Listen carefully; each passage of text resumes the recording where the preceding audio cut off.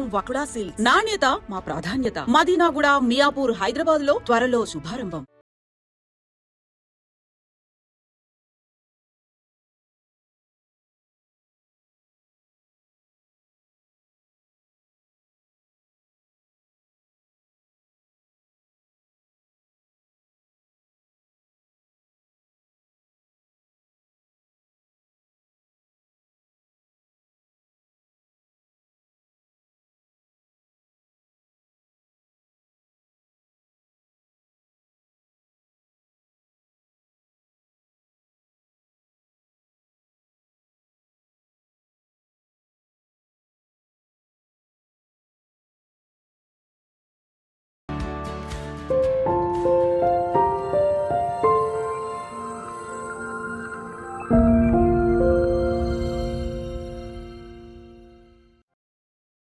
ఇంట్లో 5గురు పిల్లలుంటే సందడి సందడిగా ఉంటుంది. ఈ 5గురు పిల్లల్లో ఎవరు ఎక్కువ అల్లరి చేసేవాళ్ళు?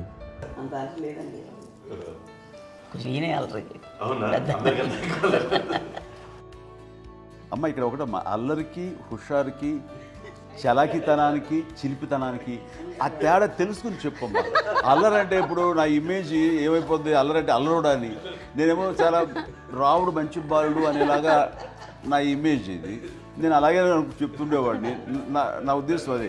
నేనేమో అల్లరి నన్ను అంటే చలాకితనం, అమ్మ అల్లరు అనుకునేది లేదండి. ఎక్కువ హుషారు కానీ చాలా బాగుండేవాడు అబ్బాయి. ఇంట్లో పనులన్నీ మీకు సాయంగా ఉంటాయి? అవునండి, వాడే చేసేవాడు అండి. ఇంట్లో ఎవరు ముట్టుకునేవాడు కాదు. మా నాగబాబు అస్సలు ముట్టుకునేవాడు కాదు. అన్నిటికీ నాకు ఆయన సహాయమే పాపం. నాన్న ఆయన ఉద్యోగం వెళ్ళిపోయారు. నేను పాక్కుంటూ అలాగా వెళుతూ వెళ్ళిపోయాను. నాకు తెలియదు. తర్వాత అమ్మ చెప్తుంటే లేదుగా మాత్రం కొన్ని కమ్మర కోలు ఉంది నాది. ఒక అది పెట్టి అది ఏడు కూర్చోతా ఏడుస్తున్నాను రోడ్డు మీద. ఏసరికి వాళ్ళు 3 years.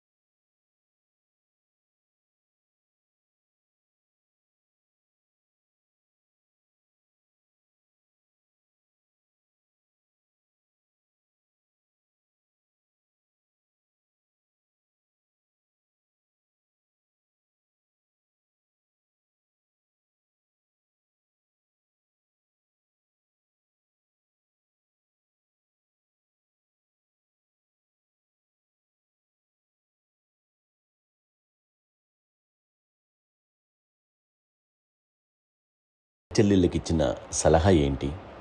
అంటే ఇండిపెండెంట్గా ఉండమంటారు అమ్మ, ఎవరిని డిపెండ్ అవ్వద్దు, నీ పిల్లలు నువ్వే జాగ్రత్తగా పెంచుకో, ఎవరినైనా చేయకు, డిపెండెంట్గా పెట్టద్దు అని ఆవిడ మాకు బాగా ఎప్పుడు ఎక్కువ చెప్తుండేది. నాకు కొంచెం టఫ్ టైమ్స్లో కూడా ఆమె నీ పాటు నువ్వే ఉండాలి, ఎవరి దగ్గర ఉండదు, ఎవరింట్లో ఉండదు, మా దగ్గర కూడా ఉండదు, నీ ఇద్దరు కిలోమీటర్లు నువ్వే ఉండాలి. అది కష్టం కదండి అట్లా చెప్పడం. చెప్పారు చాలా తక్కువ చెప్పారు, బట్ నాకు అదే ఇచ్చే ధైర్యం. ఇండిపెండెంట్గా అట్లా ఒకరి దగ్గర ఉంటే నీ గౌరవం తగ్గిపోతుంది, ఎక్కడ ఉండదు. అది చాలా నాకు చాలా ఇన్స్పైరింగ్ ఉండేది ఆ మాటలు. అది ఇప్పుడు కూడా అది చాలా హ్యాపీగా అనిపిస్తుంది అని చెప్పింది. అంతే కదా, ఇప్పుడు మనకి ఏదైనా రోగాలు వస్తే చేస్తున్నాం దాన్ని బాధపడుతుంది మనమే. బట్ తగ్గించే వాళ్ళు కన్సర్న్ చూపించే డాక్టర్స్ చుట్టుపక్కల కింద కింద ఉండొచ్చు, కానీ పోరాడాల్సింది మనమే. నాకు సార్ కొంచెం ఏదో ఒక డిప్రెస్డ్ ఇదేదో వస్తే ఫేస్ ఒకటి నేనేదో ఇంకా మా అందరి నుంచి నేను సపరేట్ అయిపోయినట్టు ఒక సిచ్యువేషన్ వచ్చినప్పుడు అమ్మ నన్ను పట్టుకుని I'm there for you. Yes, ఎవరు నువ్వు అన్న ఎస్ అన్న ఫ్రెండ్స్ కానీ ఎవరైనా సరే ఎప్పుడు కూడా అలోన్గా మటుకు అనుకోకు, నేను ఉన్నాను. ఆవిడ నన్ను పట్టుకొని ఇచ్చిన అఫెక్షన్ లేదా ఫీలింగ్ అసలు బలం అన్నమాట. ఇంకా ఏంటంటే ఏమన్నా చేయగలను నేను, పర్లేదు లైఫ్లో నాకేం ఏదైనా సాధించగలను అన్న ఒక భరోసా తల్లి దగ్గర నుంచి రావడం అనేది నాకు ఎవరు అవసరం లేదనిపించింది. అంత స్ట్రాంగ్గా ఆవిడ వెరీ స్ట్రాంగ్, వెరీ ప్రాక్టికల్. అంత స్ట్రాంగ్ చేసింది నాన్న చెప్పండి. మా పిల్లల విషయంలో మేము కూడా మేబీ అంత స్ట్రాంగ్ కాదేమో, సెన్సిటివ్గా ఉంటాం, కానీ అమ్మ మాటలు చాలా స్ట్రాంగ్గా ఉండి మమ్మల్ని కఠినంగా ఇలాగే ఉండాల్సింది, ఇలా ఉండండి అప్పుడే మీరు నేర్చుకుంటారు. ఇక్కడ అమ్మ పాజిటివ్నెస్ గురించి ఇంకో మాట చెప్పాలి. అంటే తన బిడ్డలకే కాదు, ఈ రోజున మా రెండో పాప శ్రీజ కూడా తనకి లైఫ్ చిన్న చిన్న డిస్టర్బెన్స్ వచ్చింది. ఆ టైంలో కూడా తను ఏముందంటే అప్పుడు నాన్నమ్మ దగ్గరికి వెళ్ళాను, తను ఇచ్చిన భరోసా, తను ఇచ్చిన మాట వెళ్ళలేని ధైర్యం వచ్చింది నాతో. నాన్నమ్మ దగ్గర ఎప్పుడు కూర్చోస్తాడు అప్పుడే పాజిటివ్ ఫీలింగ్ వస్తుందని నాతో షేర్ చేసుకుంటాను. తను మాతో చెప్తుంటే అనిపిస్తుంది కరెక్ట్, అమ్మ ఏం పర్లేదమ్మా, లైఫ్ అంటే ఒకరితోనే అయిపోదు, ఆ ఒక్కడి వల్ల వాళ్ళ ఇన్ఫ్లుయెన్స్ తోటో వాళ్ళు మన మీద నియంత్రించడం కానీ మన బాధల్ని వాళ్ళు చేయడం అవుతాం. జస్ట్ నువ్వు నీ గురించి నీ మనసులో ఏదనిపిస్తే నీ గుడ్ ఫీలింగ్ ఏదిస్తుందో ఆ ఫీలింగ్ ప్రకారం వెళ్ళిపోదు. అంటే ఆ జనరేషన్ పీపుల్ ఎక్స్పెక్ట్ అలా కాదు, ధైర్యం ఉండి అందరికీ ధైర్యం బాగా నూరుకొస్తారు. ఫాదర్ కూడా, మా నాన్నగారు కూడా అస్సలు ఎప్పుడు అనేవాళ్ళు, ఎప్పుడు మీరు పెట్టే చెయ్యి మీరు ఎప్పుడు పైన తప్ప తీసుకుని ఎలా ఉండకండి, చేతులు పెట్టండి అనే అట్లాంటివి చెప్తుండేవాళ్ళు. అందుకని మాకు ఇండివిజువాలిటీ మాకు బాగా ఎప్పుడు కూడా ఒకళ్ళని అడగడం అని, ఈవెన్ బ్రదర్స్ని అడగాలన్నా కూడా మాకు అది పడిపోయింది మైండ్లో, కొంచెం కష్టపడ్డది. సో నాకు అంటే ఆవిడ మా అమ్మ ఏదన్నా కొంచెం డిప్రెస్ అయినా నేను చాలా ఎక్కువ అమ్మకి షేర్ చేసుకుంటే అన్నయ్య కూడా లేడు. అన్నయ్య ఉన్నప్పుడు ఓకే, లేనప్పుడు నేనే ఎక్కువ షేర్ చేసుకున్నాను. బట్ ద బెస్ట్ థింగ్ మా అమ్మ దగ్గర నుంచి హగ్ అండి. ఈరోజు కూడా మా అమ్మని హగ్ చేసుకోకపోతే అంటే అది నాకు మా అందరిలోనూ, అంటే ఆవిడ పెద్ద చదువుకున్న వ్యక్తి కాదు, పెద్దగా బయటికి వెళ్ళి ఎక్స్పోజ్డ్ కాదు, కానీ ఇవాళ అన్నయ్య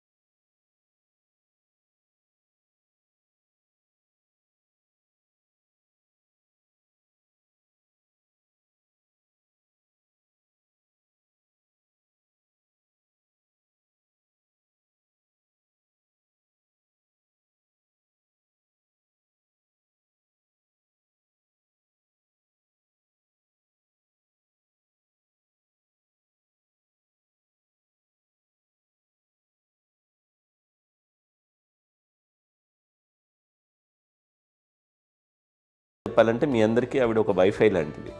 yes you can say that. Yes yes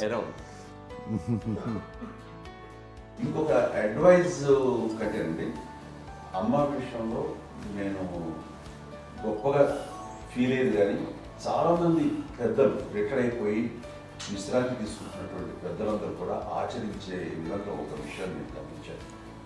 ఇప్పుడంటే నా దగ్గర ఉంటుంది కాబట్టి ఉన్నాను. అమ్మ విడిగా ఇంకొక ఇంట్లో ఉండేది, 9 సంవత్సరాలు నాన్నగారు పూర్వం దగ్గర నుంచి ఉండేది.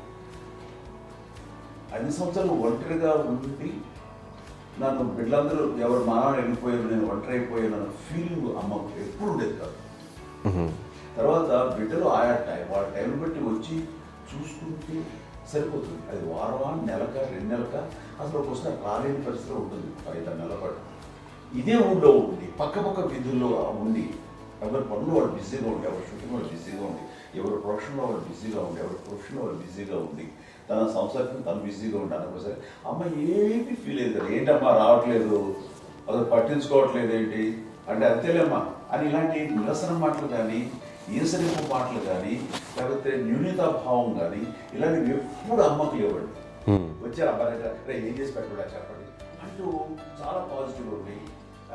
ఇప్పటికీ కూడా తను సపరేట్ ఇచ్చింది మా ఇంట్లో, మిగతా అందరూ వేరే ఇచ్చింది. ఎందుకంటే అమ్మకి మోస్ట్ స్ట్రెస్ బస్టర్ వచ్చేసినా, లేకపోతే రిలీఫ్ ఏంటంటే తన కిచెన్లో కూర్చొని వండుకు వండి అందరికి పెట్టాం.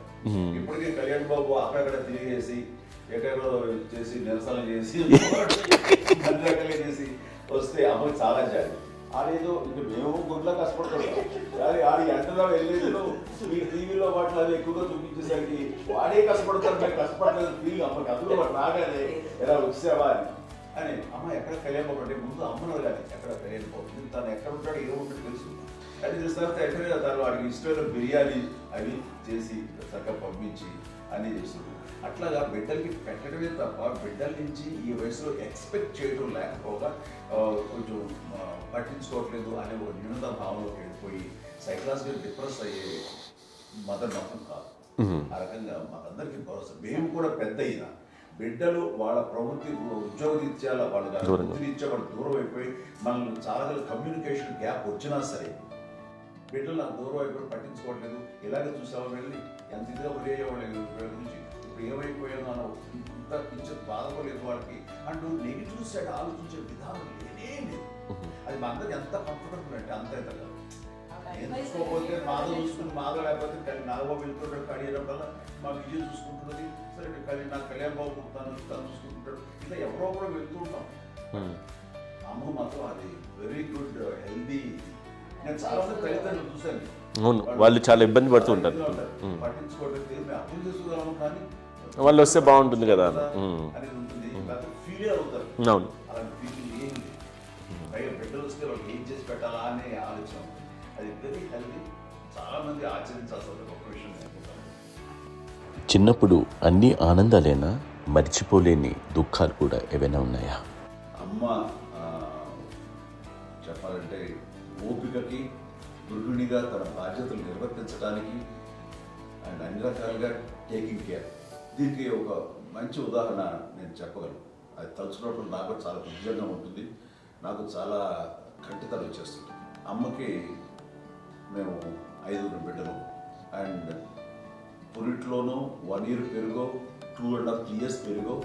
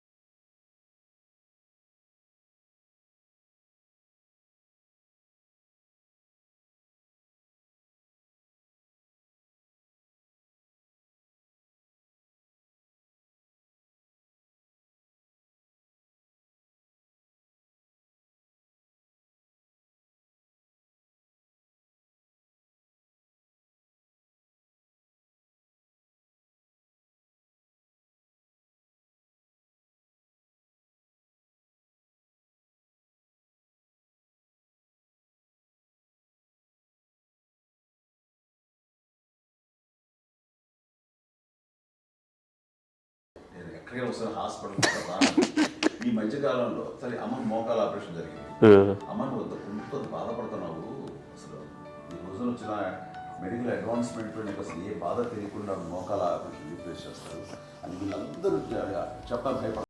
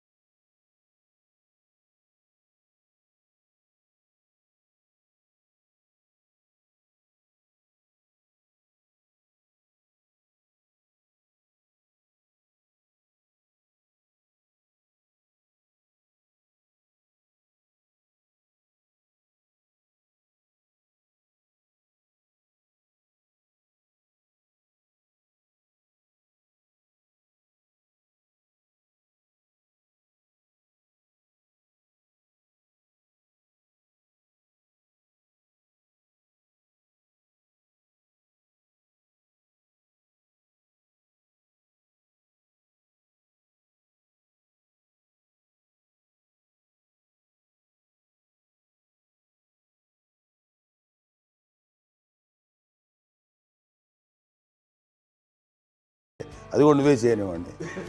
ఆ కోపం వచ్చేది, కోపం వచ్చి ఒకడు కొట్టేవాడు, కొడితే కోపం వచ్చేది తప్ప నేను వెళ్ళేవాడిని కాదు. అమ్మకి ఎప్పుడు ఏంటంటే ఒక ఇదే పని చేయడని, అంతే, నిజంగా ఏ పని చేసేవాడిని కాదు. అవునా? లేదు లేదు లేదు మహాప్రేమ.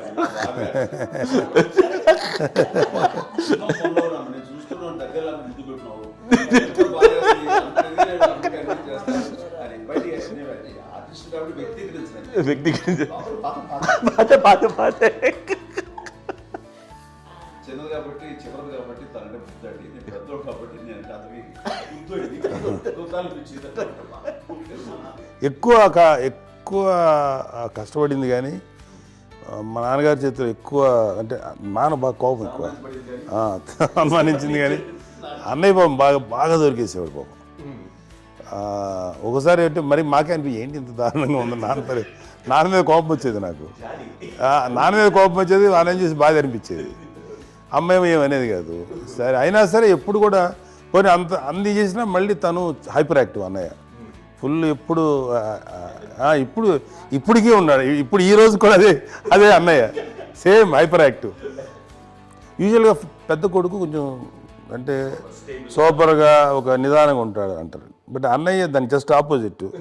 యూజువల్గా ఆఖరి పిల్లలు హైపర్ యాక్టివ్ ఉంటారు, అన్నయ్య పుట్టడమే భయంకరమైన హైపర్ యాక్టివ్. ఒకప్పుడు అమ్మాయిల్ని ఎక్కువగా బయటికి పంపించేవాళ్ళు కాదు, అబ్బాయిల మీద కూడా అనేక ఆంక్షలు ఉంటూ ఉండేవి. మీ పిల్లల్ని అలా ఆంక్షల మధ్య పెంచారా, లేకపోతే పూర్తి స్వేచ్ఛనిచ్చారా? అంటే మాకు మా నాన్నగారు కానీ మా అమ్మగారు కానీ అండి మాకన్నా చాలా బ్రాడ్ మైండ్ ఉన్న వ్యక్తులండి. ఎందుకంటే పిల్లలు ఎక్కడన్నా బయటకు వెళ్తే, ఇప్పుడు మేమైతే భయపడిపోతాం. మా విజయ్ కానీ మా చిన్న చెల్లి అన్నయ్య నేను అందరం కూడా ఇవాళ ఉన్న పరిస్థితిలో వాళ్ళు ఎప్పుడు భయపడేవాళ్ళు కాదండి. ఎక్కడికి వెళ్తాను వీళ్ళని ఇచ్చేవాళ్ళు, లేట్ అయినా అసలు ఏమనేవాళ్ళు కాదు. లేకపోతే ఏదైనా మోటార్ బైక్లు వేసుకున్నాం, లేకపోతే కారులో ఎట్లా పడితే ఎట్లయినా సరే ఏమనేవాళ్ళు కాదు. వాళ్ళు తెలియకుండానే మాకు ఒక ఫ్రీడమ్ ఇచ్చారండి. సో దట్ అదే ఆ ఫ్రీడంలో భాగమే అన్నయ్య కానీ ఇండస్ట్రీకి వెళ్ళాలంటే కూడా ఒక వ్యక్తి ఒక కొడుకు ఒక గొప్ప కెరీర్ని పర్సూ చేసుకుంటూ వెళ్తున్నప్పుడు నాన్నగాని అమ్మగానే ఓపెన్ మైండ్ తోటి అసలు నువ్వు వెళ్ళు నాన్న, ఎంతకాలం వెళ్తావు, నువ్వు ప్రయత్నించని చెప్పి అలా వదిలేశారండి. అన్నయ్య కూడా ఏంటంటే మోస్ట్ రెస్పాన్సిబుల్గా వెళ్ళి చాలా మేజర్ అమౌంట్, అన్నయ్యకి కూడా పెద్ద అమ్మకు వందలు ఇచ్చేది కాదు, కరెక్ట్గా ఆ ఇన్స్టిట్యూట్లో చదువుకునేటప్పుడు ఎంత ఇవ్వాలో కరెక్ట్గా ఇచ్చేది.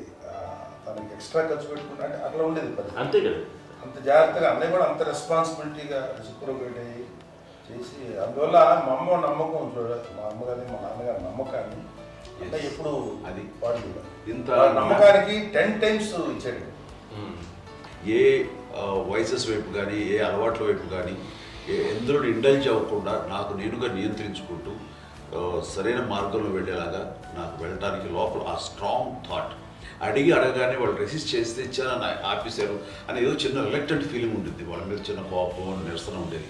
వాళ్ళు అలా లేకపోవడానికి వాళ్ళు వెంటనే అడిగిన వెంటనే జాగ్రత్త అనే నిర్ణయం నీది, కానీ జాగ్రత్త అని హెచ్చరిక చేయడంతో నాకు మరింత బాధ్యత తిరిగి గుర్తు తిరిగి నేను నడుచుకుంటూ వెళ్ళాను. కాబట్టి అది నాకు ప్లస్ అయింది వాళ్ళ దగ్గర. అంటే మదర్ అంటే తల్లి అనే కాదు, మదర్ ఫిగర్ ఫీలింగ్ ఎవరిచ్చినా సరే అది నానైనా తల్లితో సమానం అనుకుంటాను.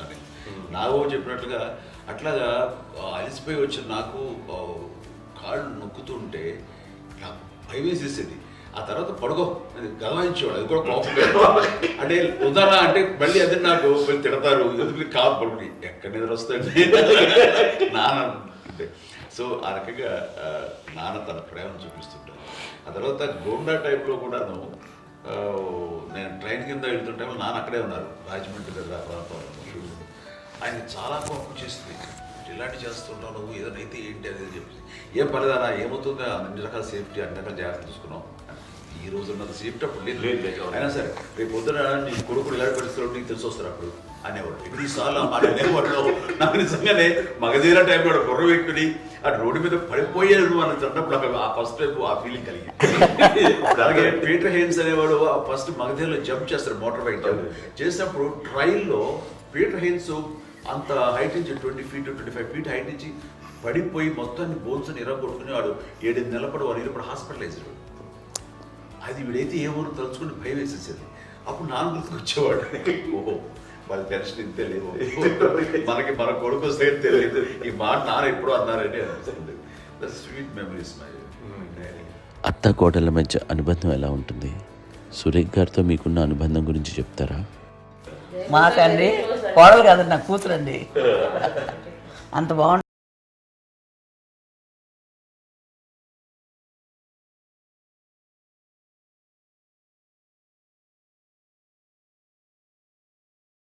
మీది ఒక అందమైన ఉమ్మడి కుటుంబం, అందరూ కలిసి ఉంటారు. ఇంత ఆనందంగా ఉండడానికి కారణం ఏంటి? దీనికి పునాది ఎవరే వేశారు? మా నాన్నగారి క్వాలిటీ నేను ఎగ్జాంపుల్ చెప్పగలను. అమ్మ వాళ్ళ ఇంట్లో పెద్దది, వాళ్ళ నాన్నగారు అంటే మా తాతయ్య గారు ప్రొహిబిషన్ డిపార్ట్మెంట్లో సిఐగా ఎస్ఐగా చేశారు, ఏదో మా ఇన్స్పెక్టర్ సిఐ చేసి ఆయన కాలం చెందారు.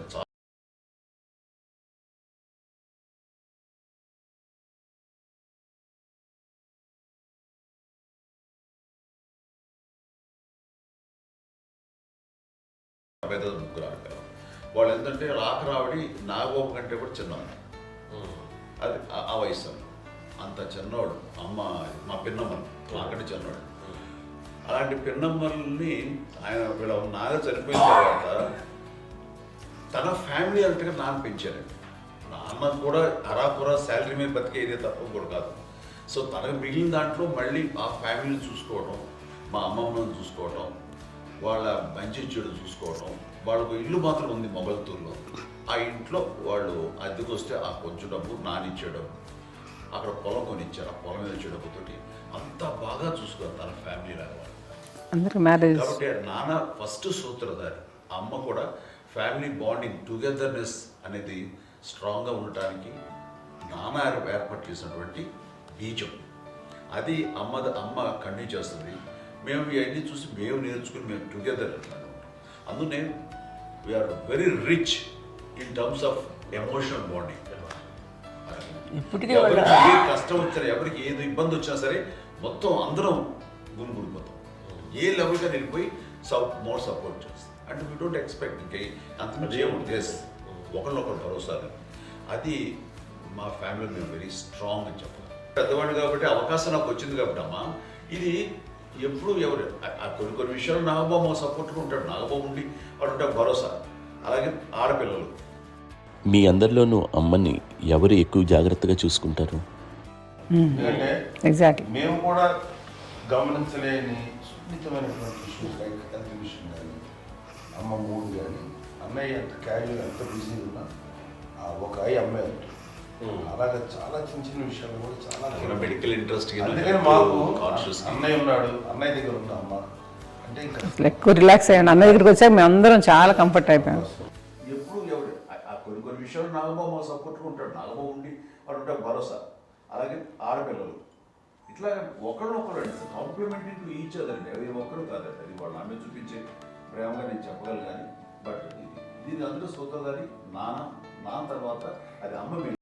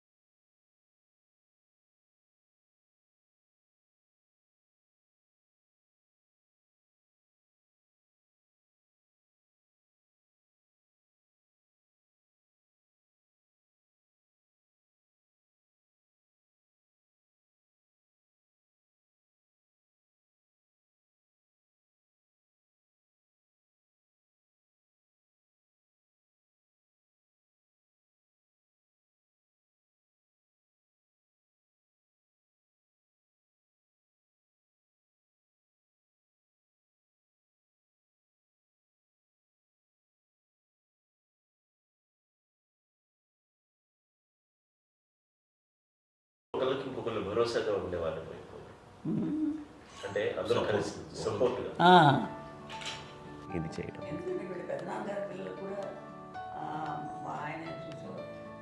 మా నాన్నగారు అన్నయ్య గారు నాన్నగారు వాళ్ళ బిడ్డలు కూడా వాళ్ళ ఇక్కడే బిడ్డలు ఉన్నారు. నేనే పెళ్లి చేశాను. వాళ్ళు కూడా అమ్మాయి వాళ్ళ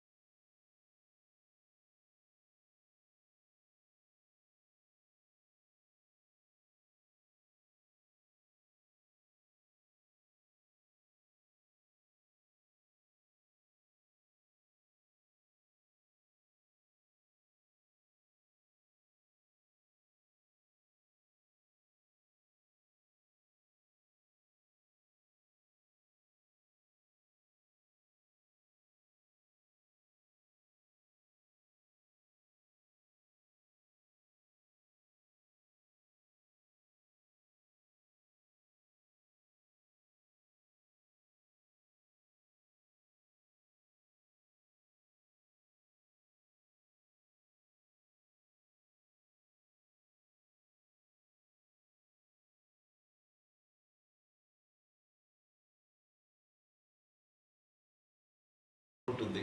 మా చెల్లెలు కూడా వస్తుందని అనుకోవట్లేదు. సూర్య కూడా ఉంటుందని నేను అనుకోవటం లేదు. అలాంటి గొప్పగా ఇది. అండ్ ఆ రకంగా షీఈ్ వెరీ చాలా గొప్ప జన్మ. అమ్మకి చిన్న మానసికంగా చిన్న ఏదో ఒక డిప్రెషన్ వచ్చింది. ఏదో నాన్న గుర్తుకొచ్చో, నాన్న లేరనో, లేకపోతే వాళ్ళ అమ్మగారు కూడా అదే టైం చనిపోయారనో, తన దగ్గర ఉంటారు ఏదో ఉన్నప్పుడు మేము అందరం సపోర్ట్గా ఉండి రామా కొన్నాం నా దగ్గర ఉందిగా అని చెప్పేసి అప్పట్లో అమ్మ వేరేగా ఉంది. ఉన్నప్పుడు ఒకటే మాట, అమ్మ నీలాంటి గర్భం అంటే అంజనమ్మదే గర్భం అని బయట ఎన్నోసార్లు నా ఫ్రెండ్స్ కానివ్వండి, బయట కానివ్వండి, కొన్ని సందర్భాల్లో మీటింగ్లో కానివ్వండి, స్పీచెస్లో కానీ అన్నవాళ్ళు ఎంతోమంది అన్నారు. వాళ్ళ మాట అంటే రీజన్ తెలుసా నీకు? కోటాను కోటల్లో ఎంతమంది తల్లులకు నీకు వచ్చిన అదృష్టం, నీకు లభించినటువంటి వరం ఎంత లభిస్తున్నాను.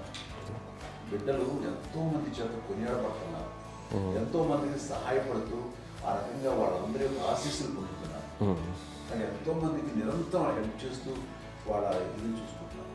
అవి ఆ భగవంతుడు మీరు చేసిన పూజలో ఉన్న ఆ భగవంతుడు మన నెక్స్ట్ తరాలకు కూడా మనకి ఇలాంటిది వారసత్వంగా ఇస్తూ అదే రకంగా కొనసాగించేలాగా మాకు అదృష్టాన్ని ఇచ్చారు.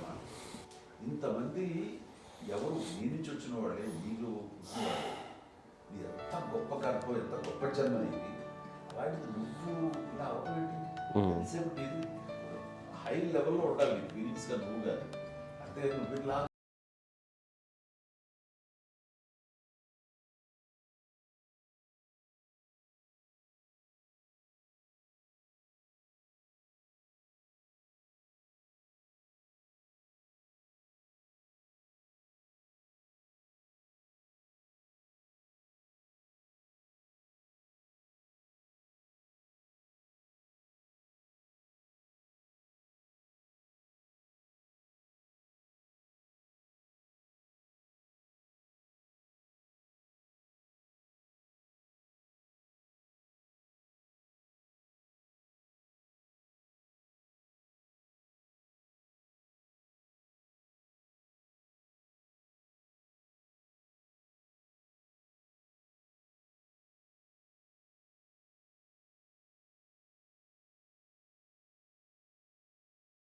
పెద్ద కొడుకు పెద్దోడే